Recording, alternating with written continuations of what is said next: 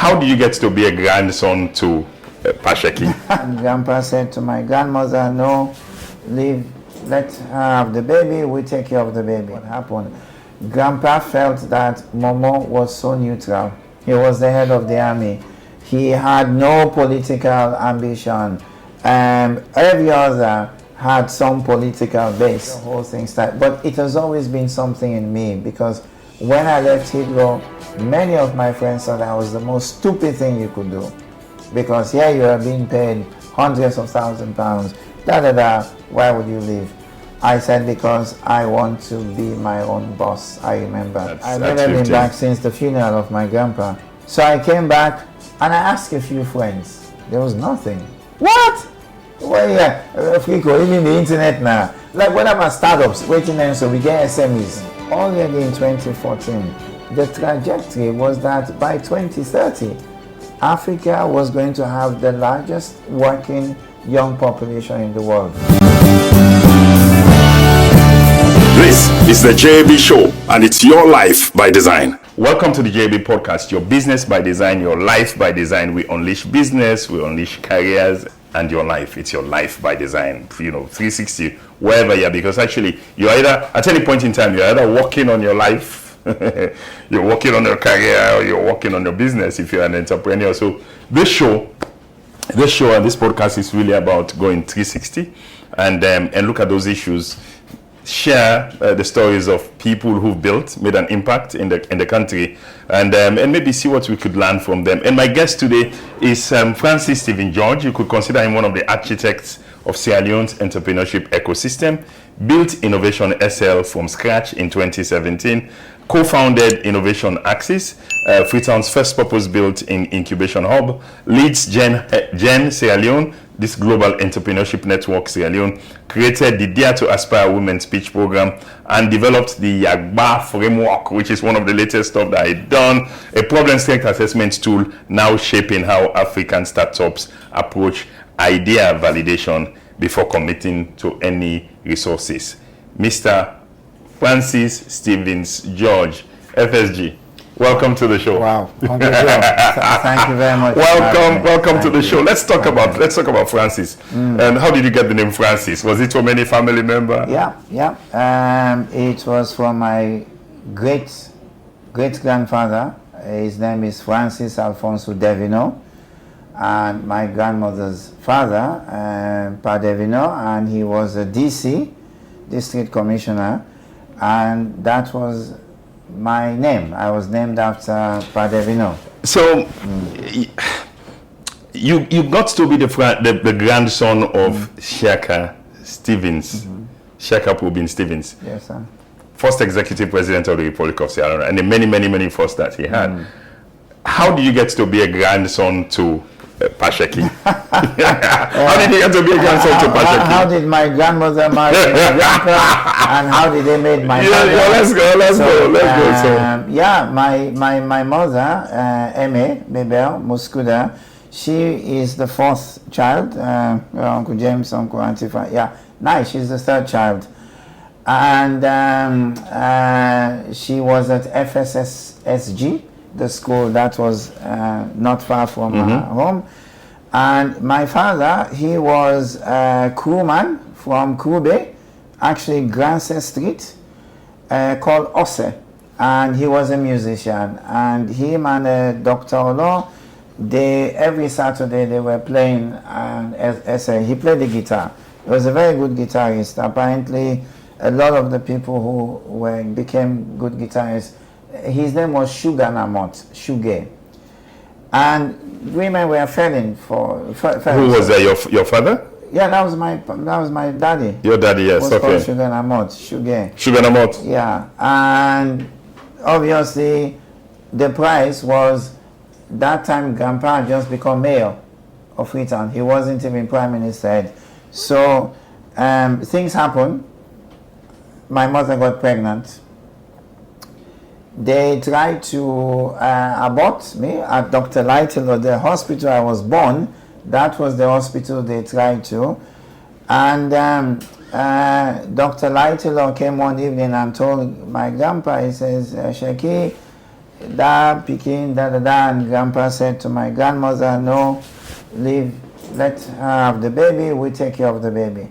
You never know what a child will become. When my grandpa told me this story in England in 1987, I cried. Then he had had a stroke, and I was massaging his leg, and we were talking about a lot of stuff. And then, because nobody has ever told me this story, and that's how I became. That's how I became. They got them to marry because Pastor Rena and some other pastors, they came and they impressed on my grandmother, because my grandmother was not in favor of... You're not talking about Auntie Rebecca? Yeah, my grandma. Yeah, my grandma. I mean, actually, she was my favorite because she did it anyway. She was not in favor of, this Larry man, my father, musician, but they impressed and they got them married. Then they had my brother, but then things went pear-shaped. So we ended up in Kiam and Road. And so you ended up being brought up by, in this Shaka Stevens family? Yeah, well, at that time it was my grandpa, my grandma, and Uncle Boki Stevens, former ambassador to America.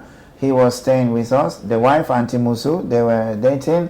And Mami, who was you're just calling, yeah. you're just spitting out names like that. But these people remember. You remember, so that's how you grew up. Yeah. What primary school did you attend? Interesting. I was just telling my driver. First, we began at international school. There is even a picture, my class picture, with people like Clarkson and all them proper. But I had some good friends like Ishmael, Maliaki, Sila, Sarata. We were all in the same class together, very, very young people. The former chairman of UBA Bank, what's his name? Claudius Bart Williams. Anyway. Then, international school. International. Then Grandpa said, then he had now become president, that we shouldn't go to that school because it was too elitist. People would talk. That's how Grandpa was. That's how you moved from international school to Sykes Street. What's Sykes Street Municipal? Sykes Street Municipal. Why was that? What was that school? Because where was the school? It was on Sykes Street. Where about in Sykes Street? You see the stadium. Where about in the current present day Sykes Street? Going down towards after the stadium, it was in the middle there. It was right in the middle there. And it's no longer there. The Catholic. It's no longer there. I'm asking a question because. No, I'm just asking a question. Yeah. I know there are still some schools down there. Yeah. After the Orthodox Church, the dental clinic, I know there are one or two schools there. So, why did I go there? Because my grandmother knew Mrs. Beckley. And she was the headmistress. And at you that said time. Shaka Stevens said. International school, it's too elitist. It's too elitist. Yes. So people talk. People so talk. I want to put you to a very modest school. So we ended up, and they know Mrs. Beckley or Mama Beckley. She was the headmistress. Class 7? You did that in class 7? To be honest, I don't remember. You don't even remember? I don't remember. I just your secondary school. Tell me your secondary school. We didn't like. No, let me go for it because we came home and we complained to Grandma that the ball go and the toilets. And then Grandma told Grandpa, and Grandpa said, then they complained. Let's take them to another school that's even supposed to be Regent Square, Municipal, next to Bay. That was where we were sent now. There I met JFK, Alois Bindi, what's his name, Minister for Education now, Conrad. We were all there. Thomas Day. Well, I met them all at Regent Square. Regent Square Municipal. Yes, that was the school. That's why you took your selective entrance. Selective entrance, I took it at PO. I remember that day because something terrible happened that day when I came back home from taking the exams. I was upstairs lying down because I had a very bad headache and I had boom. Also at that time they were renovating lot. What had happened then? My brother had been hit, had a car accident with a Bank of Sierra Leone Volkswagen, those wagons, W3. You could still want to see go back and tell us the number. 10. And the driver was called Momo and he lived just behind the lodge. He had gone home. So actually had the accident. He hit him on his head. And the SSD, at that time we called them SSD. Special Security Division. First was ISU, then the Internal Security SSD. Unit. he shouldn't let us go outside. They should cross with us. So where their barracks is, that's where we would go to play football. But they should always make sure that they stop the vehicles we cross. He was sitting, apparently was having a nap. He didn't see my brother, ran out. The same time it was hit. He had to be flown to the UK because it was really quite bad. Sorry. So let's go back again. Albert Academy. Yes. So Albert Academy was even another interesting story. My grandpa didn't want me to go there. Why? He says, well, this is a conversation I heard them with my grandpa, my grandmother, and my late Uncle Django. And they said what?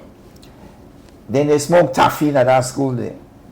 Pabelo don't lost control. Pabelo lost control. They smoked taffy. In the global school. And what year did you go to Albert? Oh, that was 77. No. Could be 77. 76, 77. Yeah, that's what I'm saying. Yeah. 76, 77. Yeah. Because I got to the Albert Academy 79. 79. No, not very good. Not much later. We're only 2 years. We're only 2 years apart. There you go. I was there with Conrad. You're talking about Conrad. I was with Conrad at Albert Academy. And who else? I don't know. There are lots of people. If I begin to list them now, I was with Conrad at the Albert Academy. There you go. So Albert Academy, sixth form. No. Then how did you leave didn't form? make it sixth form.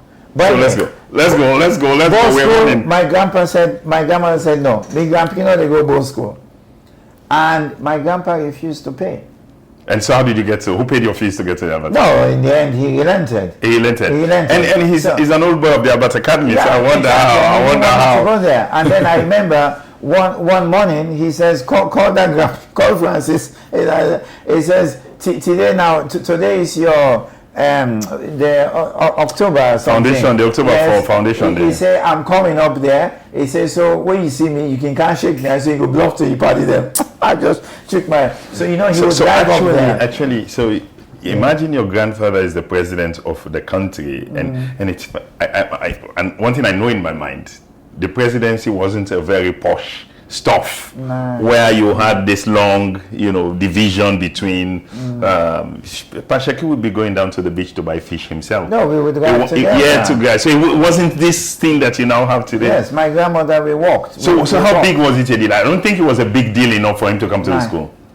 It wasn't. It wasn't. It was a matter of time. So he had discussed with Pabelo, or not him, but Mr. Taylor, who was the protocol officer. Grandpa would like to come. When everybody has assembled, he cut the whatever, and then he drove back down up Tower Hill. Did you have the opposition shaking his hands in front of because he told me. He says, at the Canada schools there. So then he says, so if you want for bluff by them, you can't shake me a while they go. So of course, as he went to the car, I said, hello, Grandpa. I said, hey. And another stuff we talked about is the OAU. You said, Sierra Leone hosted OAU for the, I don't know whether they're Gen Zs, millennials, I don't even know who they are at the moment. But there's what is called the Organization of African Unity, OAU. Yeah. We hosted that in Sierra Leone. Actually, a lot of people were complaining that it's from them. It was too expensive for us to organize. Yeah. And it actually did blew up the budget of the country. Yeah. And then that's when we begin to take a nosedive. Yeah. But you were telling me about presidents that you met.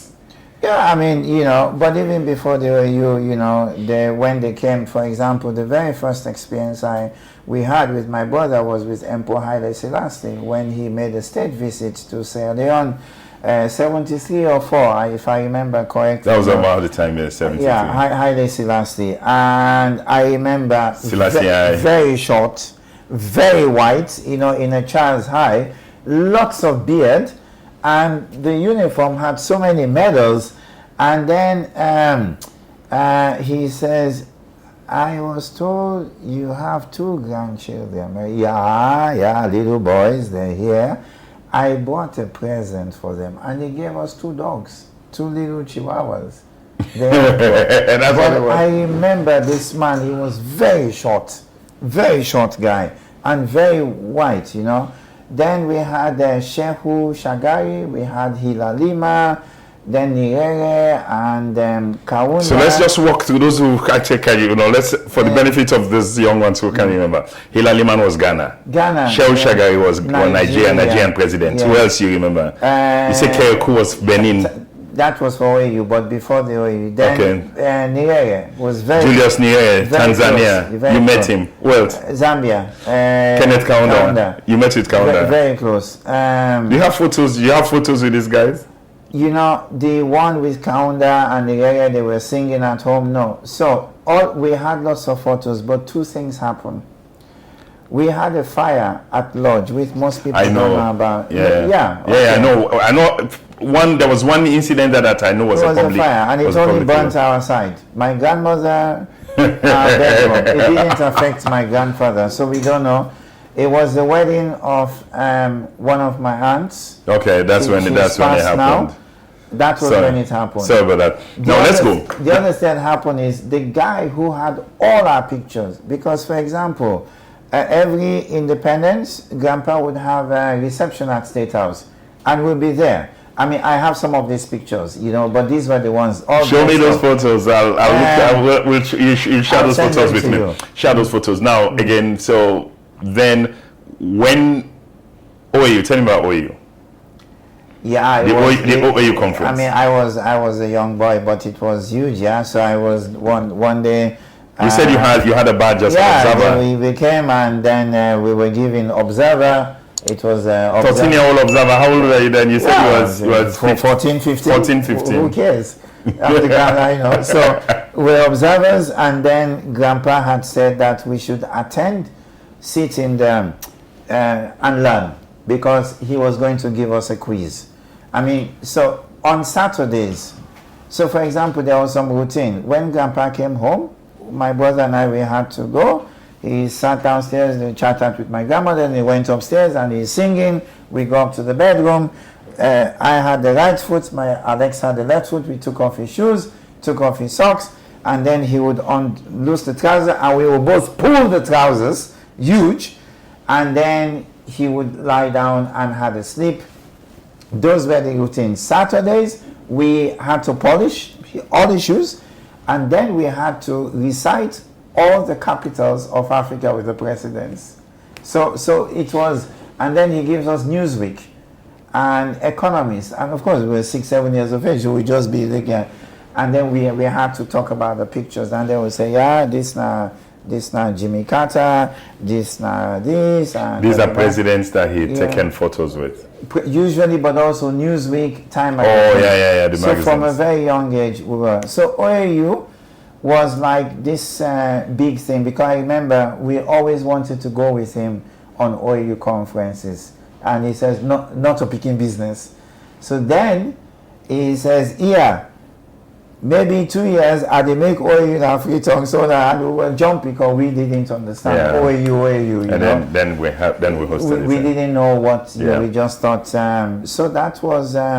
But then I remember, when we came up to Hill Station, in my head, this was a forest. Now suddenly it was. You have sprawling houses. All these nice, have there. The cars. I remember also the police there was cars. a brand new Mercedes Benz that were brought in. SEL 280. Then the Mercedes Benz. The police security cars were all Fiats. I know they had a whole fleet, Yes. And after the OAU, several fleets that bought them. Now, but let's move. Let's fast forward. How did you end up in England? Because from then you went to university. So this again is a story. So I took the from 5 the exams we take. GC O levels. GC at that time, and the results were cancelled because there was widespread cheating. It was the same year with my elder brother. My elder brother was 2 years. I know. And there was substantial, because at that time we had a French teacher who was coming home to us, Monsieur Soiré, to actually. Monsieur Soiré taught me. He actually gave me a French proficiency prize in Form 3. Wow. Monsieur Soiré. Yes, he was coming home to us, and by the pool we had one room there. And one day he was teaching us, and then Grandpa was walking, singing that, and then he said, "Yeah, now that is." And then he said, "Now Francis, now the French teacher. And Grandpa spoke some French to him. So you cancelled the exams, the results were cancelled? The results were cancelled. Then what happened after that? Then Grandpa basically said, go for a walk. So I was going to Statehouse, was helping packing papers, and one day I was actually, I had lots of stories, but I can't tell. Yeah, we can't. You can't. Just go. Let's go quick. So, we would have a part two. Let's just run through this. Jim Fona, he was the governor of the Bank of Sierra Leone. He came in and they talked, and then my grandpa says, yeah, my grandson there, now the exam then cancelled. He say wants to study economics. And then Jim Fona just says, yeah, but he can come work at the bank. So I went up to Bank of Sierra Leone. 16? I started to work there. 16 years of age. Yeah. And then my first salary I gave, and then my grandmother said, Sheki, that was what? No, they go work that bank, you're too young. And then my grandpa asked, what should we do? And then they called me, and my grandpa asked me, I said, yeah, Grandpa, I want to take my exams again. And Grandpa said, yeah, but no offense school in England. It was his idea. No offense school in England. Then you went to where? London? It was not directly. Boarding school. Okay, you went to a boarding school. Yes. How many years you were in the boarding school? I came, so I took the O level again, the A level, and yes, I was there for 3 years. Then you switched on to the London School of Economics. Well, in those days, it's not switch on. What was it called? You had to take the exams. And I got the best in economics. The only A in the school in economics. My picture is still hanging there. So I applied for King's in Cambridge, St. Andrews, but I wanted to go to LSE. So that was when, and Grandpa had already retired at that time. We were in London, 1986. We were watching the World Cup for Mexico on some big TV. He handed over to Momo in 85 November. And my results. So we're in London when the call came from the school. Congratulations. And yeah, so he was, and I remember some moving things. My grandpa called my grandmother. He never does this from England. Say, yeah, Francis do well. He passed. Now he can force. If they go LSE, I go pay the school fees. Because nothing was certain with him. And you are actually, even the way you talk now, it's almost like you could hear him. That's what my wife. You still remember his voice. That's what my wife always says. You still remember his voice. Videos, she says I speak. So that's how I went to LSE to study economics and international relations. And I then the only thing is, before I finished in the second year, Grandpa died, and then I really had problems to finish. The school gave me a scholarship. That's how I finished, because then he was sending money for me to pay, and then he got a stroke, and when he died, and there are a lot of stories I think I heard about how he may have been a disappointed man. No, he didn't feel he got the support that was needed from those. When Grandpa had a stroke, he came to London again with my late Uncle JP and Mr. Dabo, and then they had to go back because they were still working. So I had to stay 10 days with him before Momo sent a replacement. And in that time, I was the one taking care of him, and we talked a lot. But what I can tell you, Uncle Joe, is that you will see the results of your actions before you die. So I have seen many people in this country end up in very horrible ways, and from the things they had done, how they had mistreated people. So let's talk about your grandfather again. That wasn't part of the context of this show, but let's talk about it again. There's this Sheku would have mixed stories, like a typical politician. There are two sides to the stories. There will be there are stories about his craftiness and everything about before independence. He fought against, no, we cannot have, Sierra Leone was a republic. No, we cannot have this before.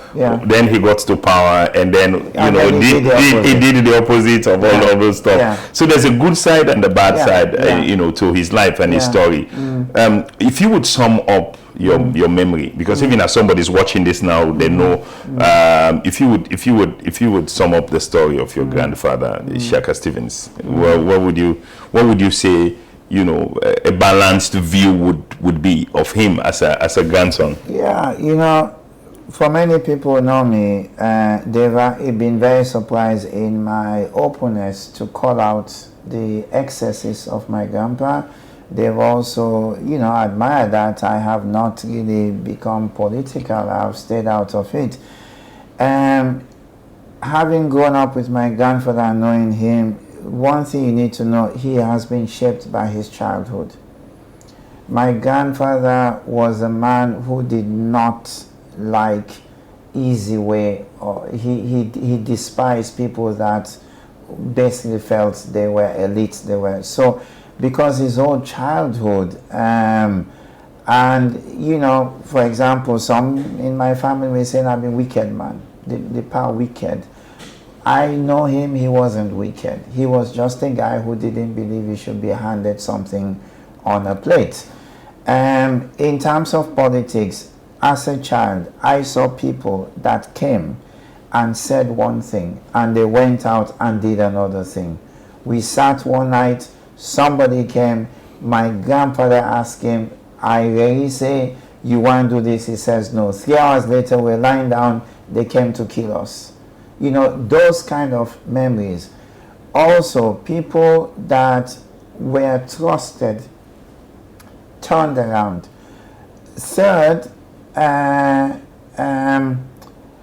my grandpa looked at what was happening in the sub-region and basically saw that if he did not at least tighten the state apparatus, he would have gone the same way.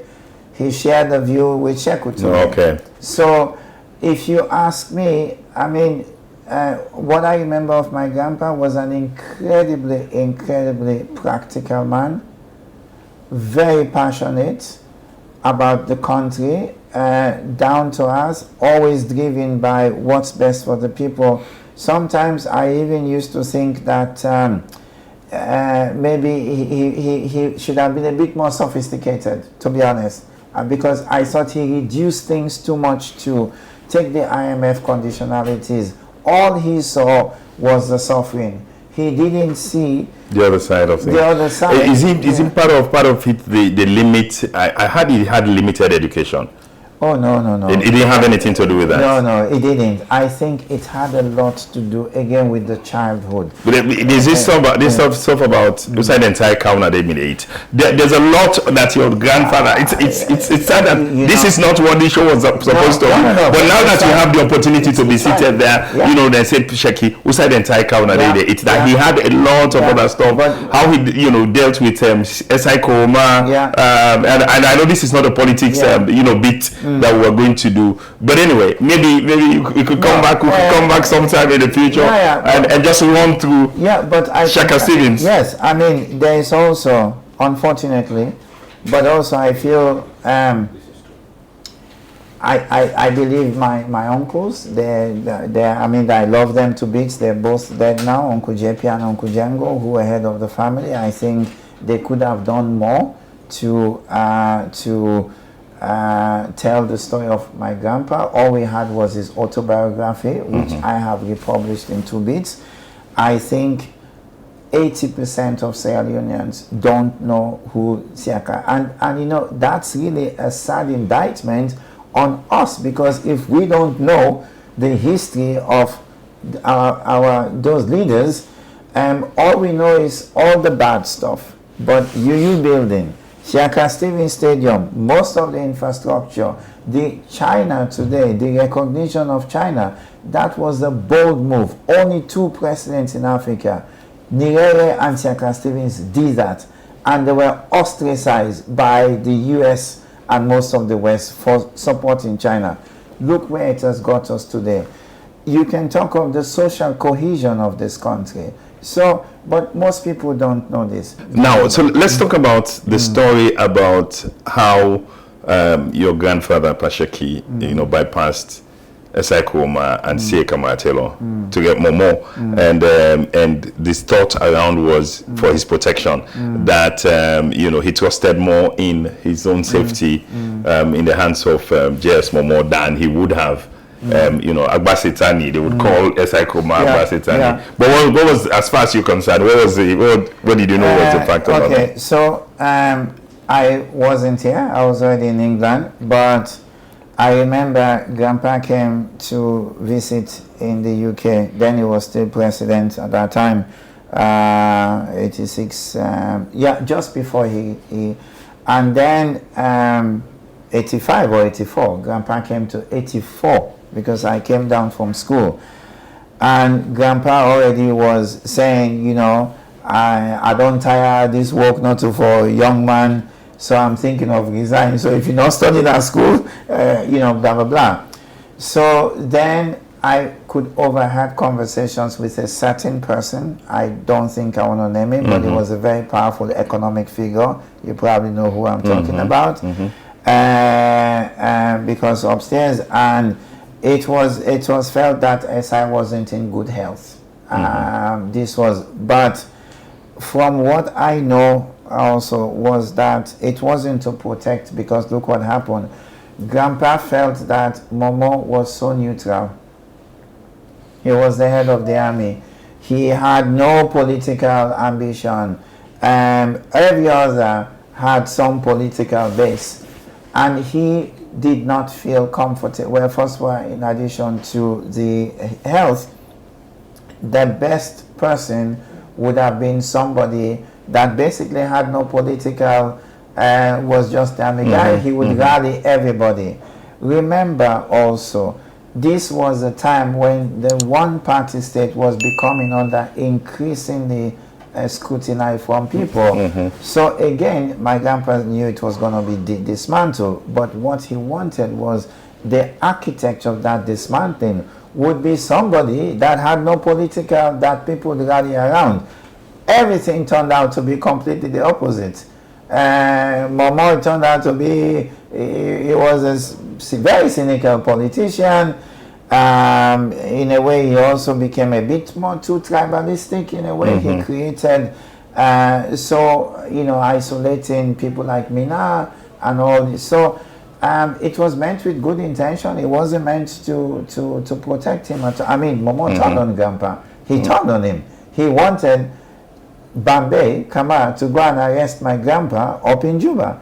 He wanted to do that. It was the OSD people that said if we go up there, he wanted to. There was a warrant. What was the problem with that? Remember, there was a coup in which one of our former secretaries, Mr. Kaikai, was involved. And somehow this, by association, if Kaikai was involved, then the panel, and then Mina, so Logo arrestant. There were people saying, Logo and Canton CID.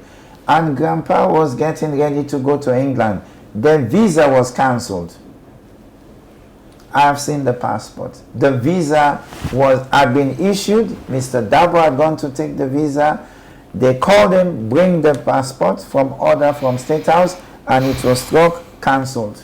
We'll press a pause on that story there. But this is the JB podcast. I'm talking to Francis Stephen George.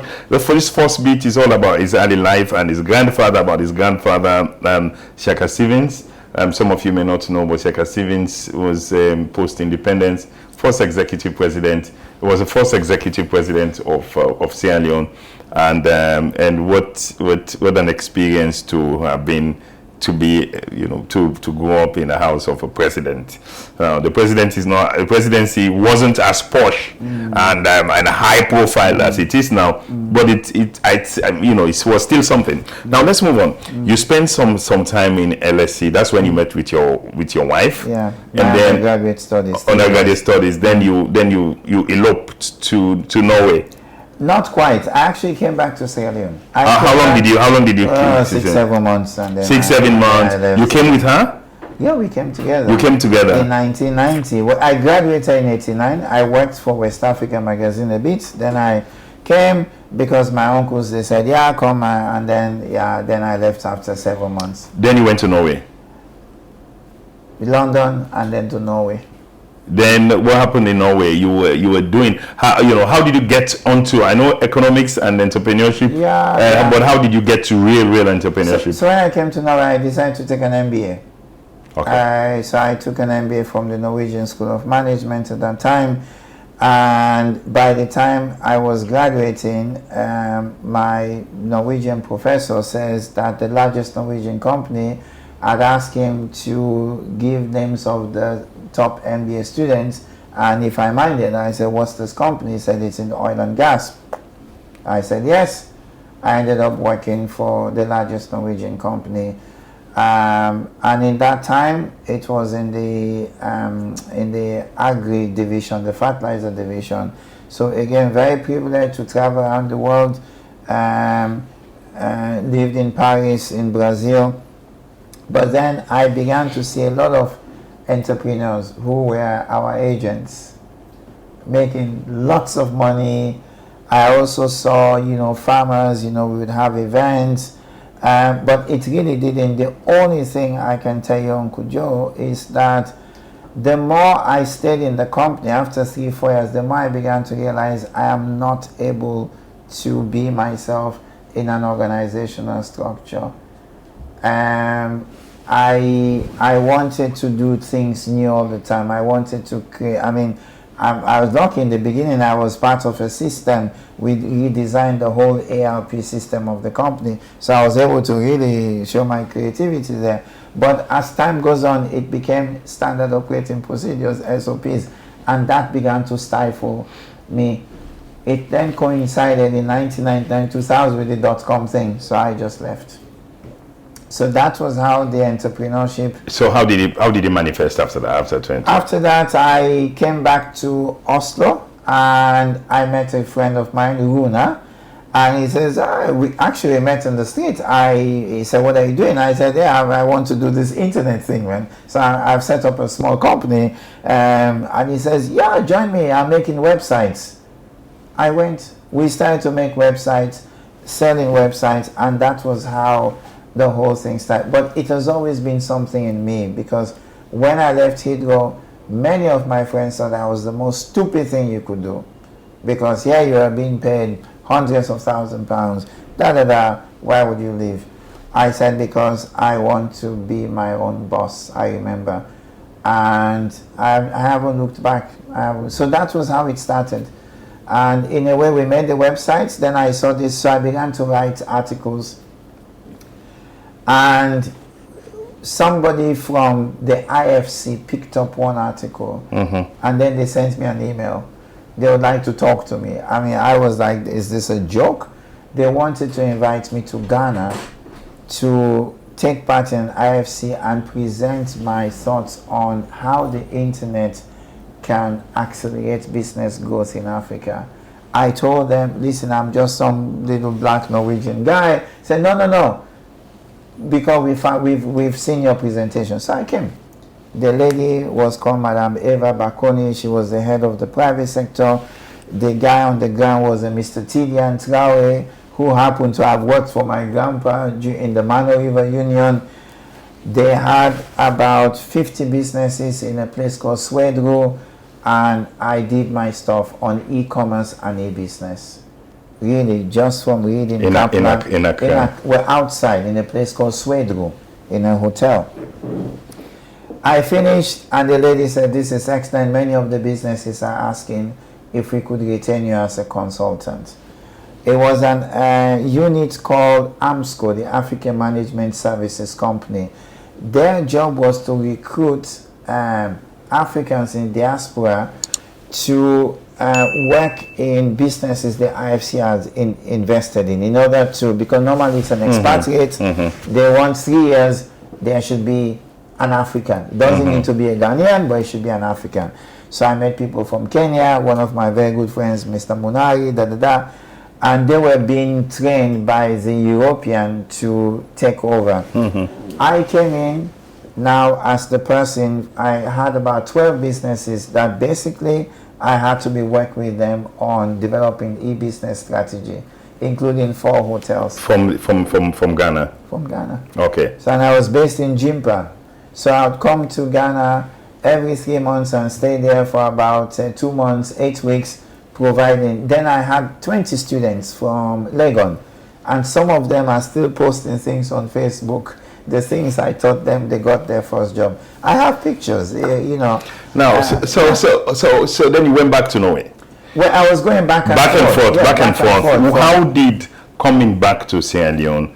How was this triggered? What happened? What is it? What brought you back to Sierra Leone? So in Norway, I then found myself now actually my business was actually helping Norwegian businesses in the tech sector that wanted to expand, because that was my experience from Hydro. So to Asia, then with the Norwegian government, I was then with consulting company that was being supported by the Norwegian government to do matchmaking. So I had South Africa, Uganda, and Kenya, and then Sri Lanka. So my job was to identify African businesses in the tech sector, and we defined agri-tech and educational tech. Those were the two. Health was a little bit, but those were the two I had to look for businesses. We added logistic at some point because that was so, and then I had to find a Norwegian company that would like to, you know, work with them and match them. And the government would pay 80% of the trip. So that was my job, working with the Norwegian embassy and going to, and I'm thinking, oh, Salon, your country. But then in 2002, Uncle Joe, I had written an article, or I had come up with an idea. Then the war had just ended. You had to use ICT and programming training to rehabilitate former child soldiers. And this in post-conflict Sierra Leone. This was some kind of transformation. I didn't think about it. But the next thing you knew, Der Spiegel, Mr. Late Kofi Annan, they picked up the article. I was being invited to come, well, it was on the BBC. I was getting a call from everywhere. I came to United Nations to the ICT task force, a wide network of people, because suddenly this was, but the central thesis, if it had been followed, that I made, it would have been a different story, because Ghana was already following that thesis. And today, one very important metric, if you want a fintech software programmer, you're most likely to find them in Ghana, in Accra. People like Late Haman, Cheney Hesse. I remember in Ghana, we went to open the first internet cafe, Busy Internet. I remember that day to this day was on the floor. So when was the trigger? What happened? What happened that you had to now leave 37 years of building? More. So, no, I'm talking about Norway. Yeah. So, children. In 2000, I had my first child, my daughter Ada. She's now 26. And I named her after Madam Ada Bello, because again, she was like a role model, Mrs. Bello. And then 5 years later came Gustav. And then, Papa, do I have for Africa? Yeah. So Sierra Leone, of course, I've always been telling them, showing them pictures about Sierra Leone, but it was looking at my two children and always thinking, you know what, I need to give back something to Sierra Leone. I need to. That was one. Secondly, it was my grandfather in a way, because I remember my grandfather always told me that the worst thing somebody can do is not to come and give your knowledge. He says they come and they go into politics to steal. He says, but they never come and they want, no, he said that, and they want to start a business. They all want to come and have a big government job. He even said, look at some of your uncle them, you know. He always made that joke. So those things began to, and then of course there was a change. I began to see now ecosystems. I mean, I was part of some of them in Kenya, in what's the other country, in very small countries, going there to build ecosystems. And I thought, come on, we could do the same. But it was my children. I said I needed to do something for them in my. But they're not based here. No, my son was here They just come on holidays. Yeah, the holidays for 10 days and they go For back. 10 days. Okay, so let's come back. Come back. So Hmm. then, when did you make the move? When? What happened? So when I told my wife. 2016, 2017. Oh, before I told my wife, I said, darling, it won't hurt. Let's go to Sierra Leone. 2-3 years. I set up a hub. I built the ecosystem, and I matched some Norwegian investments. He said, yeah, that's exciting, she says. But we need to talk to Ada and Gustav. So in 2014, I said, well, we also need to make a visit. So in 2014, we actually came. And that was the first time after 35 years, I came to Sierra Leone. It was you had never been back since you left at 15. I've never been back since the funeral of my grandpa. Since the funeral. So I came back and I asked a few friends. There was nothing. What? Well, yeah, Frico, even the internet now. Like, what about startups? Waiting then, so we get SMEs. And I said, darling, you see, all the research I was doing, it points to a major gap that we should fill. Then the demographic dividend you were seeing already in 2014. The trajectory was that by 2030, Africa was going to have the largest working young population in the world. You know, and as an economist, I look at some of these things. So all of those things was pointing to. So that's when. Did you come? 2014 was a visit. I came for 1 month, and then I was convinced. So 2 years later, we moved. We were convinced. Did you come with Gustav? You came with the kids? No, they left so we had a nice conversation, and they wouldn't have been able to. It was, internet was so that was but I tell you, the approach with my wife and I was an adventure. Where did the name Innovation SL come from? Whoa. Okay, so in Norway, we have Innovation Norway. Okay. I mean, a lot of stuff. So, now I've introduced the Freetime Innovation Week 3 years ago because we had Oslo Innovation Week. So I didn't reinvent the wheel. So you just picked up a couple of the stuff that were happening because the business model were pretty much... What about the pitch night? How did you come up with the pitch night? The pitch night was, it was handed over to me by Soba. Okay, they've been organizing it. So where we started together. Okay. So in 2017, January, Soba, the Jason, they said, we want to start a pitch night. Would you like to join us? Yeah. So with Mr. Hamid Mara, Chooks, I was going up there with then we had the first one in March, and actually the first one, the prize, part of it was my book, because I've already written another book on innovators in Africa.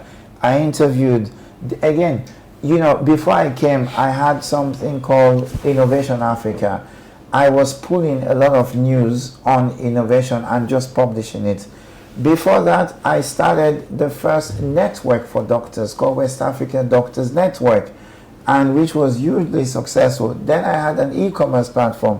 So I was known around the Africa space. So people were contacting me.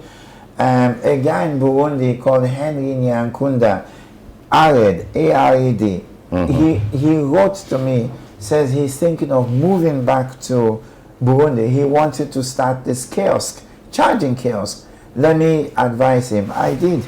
So I knew quite a number of, African entrepreneurs. So I already knew I had a good, that I had a very good network. So I decided, okay, what could we learn? So I asked each of them 10 questions on what I was trying to do. Okay, so that's how you wrote the first book. I was trying to see if the innovation theories, because I'd also been studying that. I took a master's in e-enterprise innovation. So I wanted to test the innovation theories. Of course, all of them are Western-based, African innovation, UGAD innovation, all of those stuff.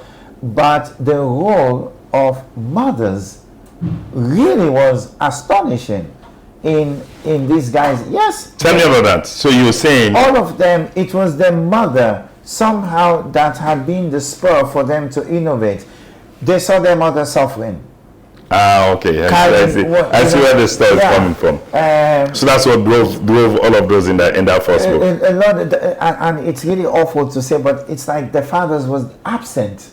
These were single boys that I interviewed. Actually, from Sierra Leone, I interviewed 2 guys. They were recommended against. But they weren't based here. They were based here. How did I find them? Through my. You remember them? Yes. Who are they? Oswald Dundas. He had at that time developed a robot called Donates or something. I interviewed him.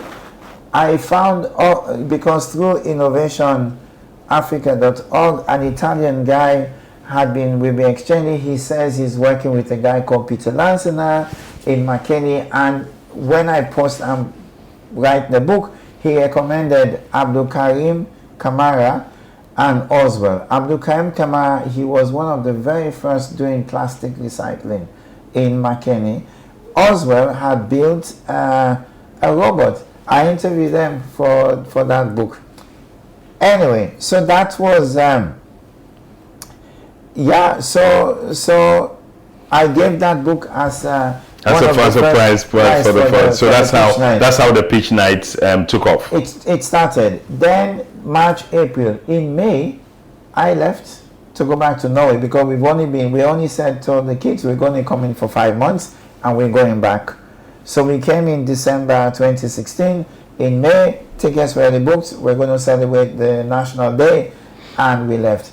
Then I got email from SOBA asking for a meeting. I said I'm out of the country. They said, well, how do you feel about taking over the pitch night? Because they're closing in that year, in October, November. And we started the conversation already there. They had some money left. They had some staff. I had to take them. I had seen some of those people. I said, nope. But I agreed to keep 2 of them. The photographer and the videographer, I said no, because I know they were being paid too much money. Yeah. So that was how we took the pitch night over, and I met and my chairman, Mr. Shekhar Fona, always, wise. We saw something when we took over the pitch night.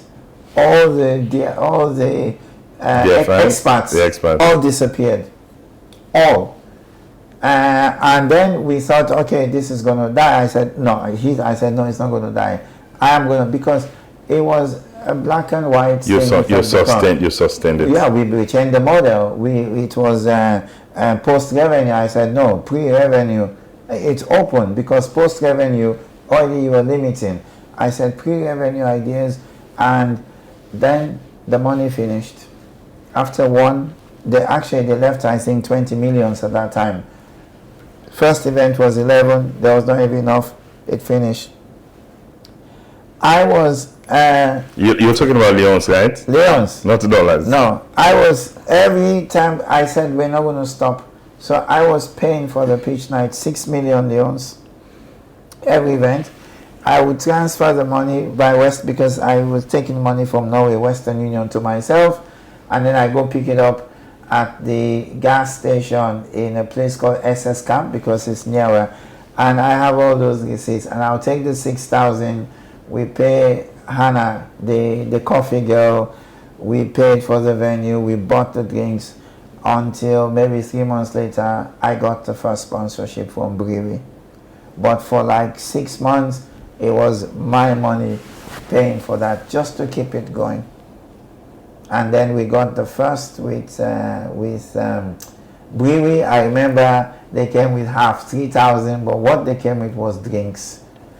And and then the rest, as they say, is history. Yeah? So a few months back, I started seeing something called the Yagba Framework. Obviously, Francis, you've contributed a lot to the ecosystem. There's a lot of stories you have of people who you've trained, exposed to, the entrepreneurship process, and we must salute you for that. you took what we started to a whole new level. You know, I started a few things. 2011 was, you would say, was when I started working. 2013, I started building. That's when we built IDT Labs. Wow. You know, 2012 and stuff. Personally building businesses, but I really, you know, would like to salute, you know, your contribution to the ecosystem. Now, we may not have time to go through this very deeply, but what you would summarize, this is a book, this is your latest book that you've written. It says the Yagba, the discipline of problem definition, building startups that actually survive in emerging markets. Francis Stevens George. Now, what gave rise to? Give me the shortest version that you can of what gave rise to this book. Well, first of all, Uncle Joe, thank you very much. As you rightly said, there have been leaders, and you're one of the leaders in this space. Not only have you built, but you're also helping others to build. And this is really the manifestation of somebody who is selfless. So a lot of kudos to you for that. What gave rise to this book is really, again, maybe part of my character and your channel is introspection, because I look back in the 8-9 years I've been here, and I ask myself a very simple question: how many of these startups can I really say basically thriving businesses, have employed lots of people? And the answer is unfortunately rather disappointing number, because we had metrics. That's one. Secondly, I looked at the whole system we're working in. I really looked at the system where the donor, the UNDP, they come with, okay, we have a budget, we need to support 20-30 startups. They put out a call and we apply, and basically, what is that working? What are we really doing, sir? Really, what are we really doing? And one of the theses you're saying here is that model needs reviewing. It doesn't need reviewing. It needs to be overhauled. It needs to be overhauled. But I'm not saying it's a revolution, but we, leaders like yourself, and this is why I'm very grateful to this, because we need to speak about it. So when I first came, one of the things I saw is that challenging the established was not popular, because people had built their careers working in silos. They get some kind of grant or funding to go train 50 women or 50 men here and there. Now this guy is coming from Musa Ikomo. No, he's trying to tell us this is not a good model. We all need to work together. That alone was a big challenge for some people, you know, because they didn't want to work together. The same thing is happening